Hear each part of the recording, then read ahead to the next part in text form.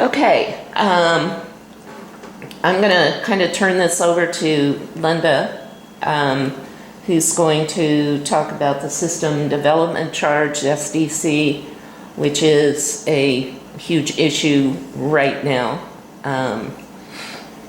And so I'll let Linda take it away. Okay, Randy, what is your take on the current situation with the system development charge and the proposal to raise it? Can you speak to us about the background on that issue? First of all, you ever look in a bowl and see a bowl of spaghetti? That's what's happening. I mean, honestly, think about it. It's a little bit of a mess. You know, too much cheese, not enough cheese. I don't know what's going on here. Let's go back to 2017. Barbie, you were on the water board 2017. There was a study that came out that I think Bowen and Collins came and said, let's raise those fees a little bit. There was a big discussion about how much to raise fees. Right. You know, you'd mentioned a few minutes ago that you want to raise them out of the water. That way nobody uses the water and it kind of calms it down. That was just an outlook of it. I went back and read those a while back, and you did a little bit of increases. Barb mentioned in the water district board meetings that small incremental increases as we go, so we don't have a huge impact fee. If I remember right, I could be a little bit wrong.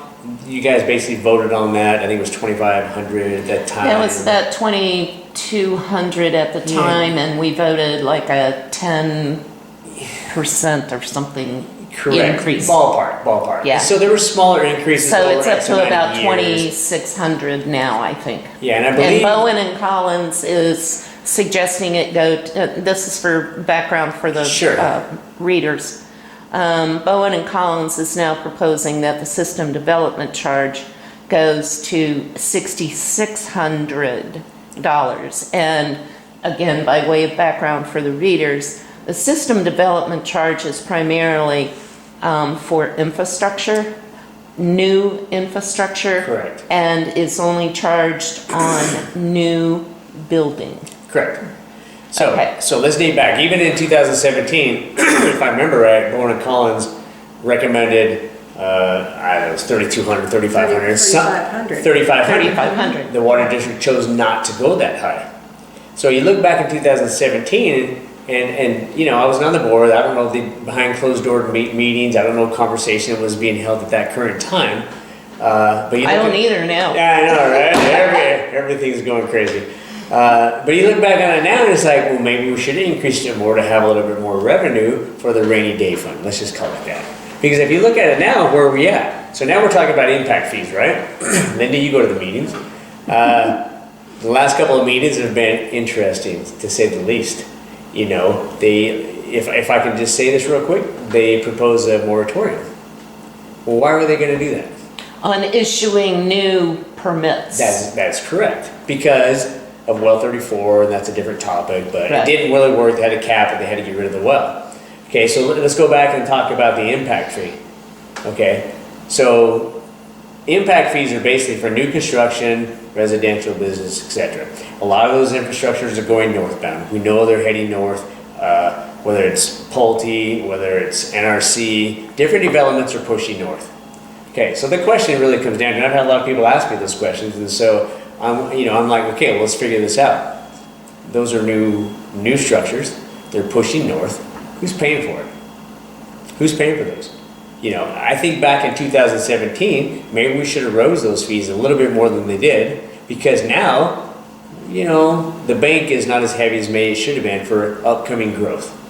That's kind of water under the bridge, so to speak. Okay, that's in the past. You can't really. And we're averaging about 300 new homes a year. Yeah. Okay. So we're plugging along. It's a pretty steady increase. Yes. Okay. So this infrastructure has to go. It has to push forward. They're asking, I believe, is a $4,000. They haven't decided on exactly what it's going to be yet. The board will figure this out. They'll have meetings, and they're going to have to push that. So I guess your question is do I agree with it, and who should pay for it? I do agree with it, because if you don't, you're not going to be able to put the tap on.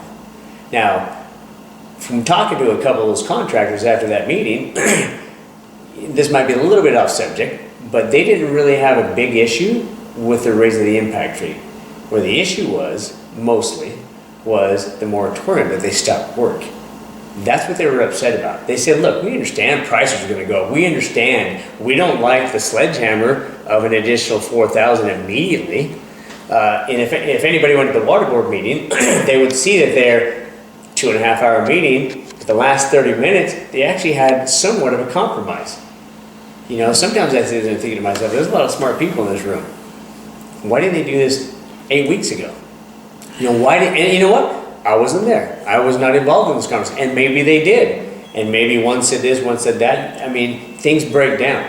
When you have discussions, you know, the intent is here. Sometimes it doesn't always go that way.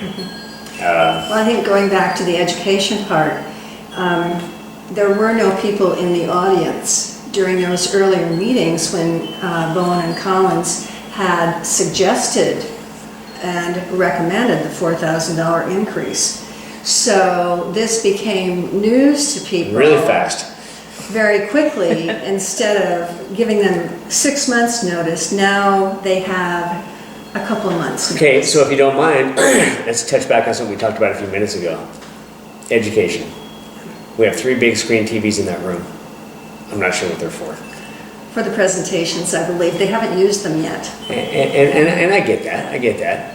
But let's talk about something a little bit different. If people had a little more access to maybe the audio on the website, or, you know, audio's okay. Sometimes you can't hear very well on those, so I get it. But maybe the visual presentation, maybe they'd be a little bit more up to speed on kind of the things that are coming down the pipe, so to speak. You know, some will watch it, some won't. That's just the way it works. But at least you have the opportunity to tap in and say, okay, I understand what the $4,000 for. I understand that the impact fees are going up because of this. Right now, what happened is we've been at those meetings the last couple of months, I guess. All of a sudden, who shows up to the last meeting? It's all the contractors, and they have all their, they're ready to do a little cowboy whooping on some people because they don't like what's going on. You know, where were they the meeting before? Or at least a representation. I think John Shipper was the only one there from Pulte. You know, and so I kind of get it, but sometimes all of us kind of are so busy in our daily lives, you don't have time to get those meetings. Maybe you don't understand what's happening until it's already there. Whether they did or didn't, I don't know the answer to that. Let's go back to education once again. You know, why are we not the major contributors of these contractors, sending information? I know it's on the website. I mean, anybody can get on log into that website, but let's make it more attainable. That's all I'm asking. So as far as infrastructure goes, why wouldn't the contractors that are building these homes and pushing forward north, and why wouldn't they pay for them? I mean, they're the ones that are pushing north. They're the ones that are selling in businesses and homes and stuff like that. And great for them. I think it's a good thing. All around, I think it's a good thing. It brings more things to the community, whether it's a shopping center, whether it's stores, whether it's a place to eat. We all lived in the same place. We all wanted a little bit fresher look and a little bit new things to come. But at the same time, somebody has to pay for it. And so when you sell a home for $300,000, you got to increase that to, $304,000 to pay that impact fee. That's kind of the nature of the beast. Or do you want to raise everybody's rates, which, here we go again, raising rates again. I don't think anybody really wants that. Some people are already tapped out to what they can pay now. Sure. And several people at the meetings say that the state law requires that new people pay for the new development because the current users shouldn't be responsible for all of that. And yet that does happen. We know it happens. Well, I don't think, and I don't know all the finances. Wes does a pretty good job over there. You have to really dip into that to see, track every little penny and where the money goes. But I think we all know our finances in our own home. We're going to set aside money for this little bit, and a little bit here. Occasionally, you're going to have to pick some money out here to pay for this because maybe it was misjudged, maybe it was misallocated, whatever the case may be. I don't, the water district or government or whatever else, I don't think that's entirely too different. I think sometimes you're going to have to pull a little bit of money out of there. Now, whether it's legal or illegal, that's up to Bo and those guys to figure out. That's not my deal. Now when that's explained, if I get on the water board or when I get on the water board, that's a decision you'll have to vote on and make. But at the same time, I don't think the current taxpayer should have to pay for that. I mean, that's a new infrastructure that's going in for new development down the road, whether it's contractors, businesses, or homeowners. And I think that's where they should lie. So just to clarify, and correct me if I'm wrong, but what I think I'm hearing you say is that you, within reason, you don't have a particular difficult problem increasing the SDC rate to the recommended 6,600. Let's revisit 2017 one more time. Okay. If they would have done it then, when it was recommended, they would have a little bit of rainy day fund to where maybe it wouldn't be 4,000, maybe it'd be 3,000. Okay. And so we don't want to charge everybody up, just because, and hopefully we never have to use it. I don't think that's the case at all. But we all know that construction costs go up, material goes up, labor goes up. If you don't have that infrastructure at least somewhat pre-planned and kind of paid for, here we are. And just one other thing I want to clarify for the readers. Even with the $4,000 increase, that puts us fairly much on par with St. George construction costs, Moapa Valley construction costs, North Las Vegas construction costs, Boulder City construction costs. Okay, we're roughly. So it's not like we're going to price ourselves out of the market. Is that a fair assessment in your judgment?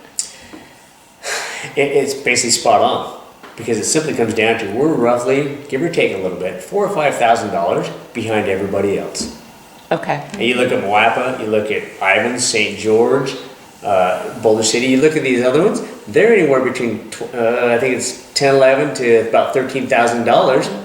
Right. Total cost. That's right, total cost. And we're what, 6,800, 6,500? Yeah. And so I don't think it's not, I think it's totally fair. Now, if we get away without going to the full 4,000 and still have enough money and resources to kind of push forward, I'm all for that too. I think when that secondary study comes in, we take a look at it and maybe there's a happy medium. Maybe they only got to go 3,500 or whatever the case may be. I don't think 4,000 is a set number. Okay. But I definitely think, I don't want to get back to where we are now again in 5 years down the road. So I'd rather have a little bit, say you charge 4, and maybe you didn't have to charge that much, but now you have a little bit in your kitty to kind of, I'd rather play it safe than not. Okay. That's how I see it. Do you see any value to the argument that right now with a low fee, building fee, that Mesquite has a competitive advantage over these other cities where it's $4,000, $5,000 higher? Is there any validity to that concept? When people move, what do they look for? Well, I've bought a lot of houses in my Well, lifetime. I never asked what the SDC charge was for Because them, it goes so- in there, it rolls into your home, right? Right. But basically what I'm saying is they're looking for lifestyle. Yeah. They're looking for a clean community. They're looking for resources at their disposal. That's what they're looking for. And so if we push forward going north with new subdivisions, new businesses, that's what's going to be obtained by this, whatever this increase may or may not be. That's just going to, in my opinion, it's just going to kind of beautify the city with new buildings, new infrastructure, new that. And so, I grew up in Muckerdall. There's not a lot going on over there. People like that, and that's fun. But as far as new construction goes, I think that needs to be obtained through the new construction to development and resources and whatnot. So do we want to live cheap? Sure we do. But we don't want to live, how do you want to say it? You've got to have resources at your disposal in order to have a good lifestyle. And I think that's what people ultimately want. Okay.